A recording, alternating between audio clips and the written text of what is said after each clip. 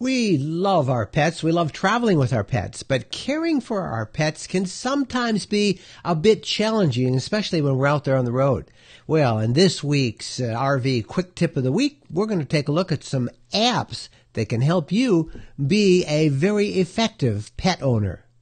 Trective's Dog Walk app is an exercise tracker for dog walks that uses GPS to record your dog walking route and display it on a map, complete with distance and time. Additional features include the ability to view a record of the dog walk routes, share them with friends and family, or use them to record activities free for iOS and Android.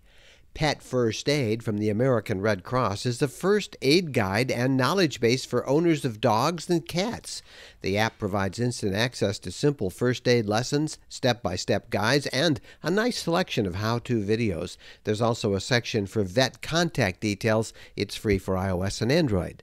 Rover is often called a kind of Uber for dog sitters. It helps you find dog sitters, all of whom have been vetted for trustworthiness, and the service is covered by insurance.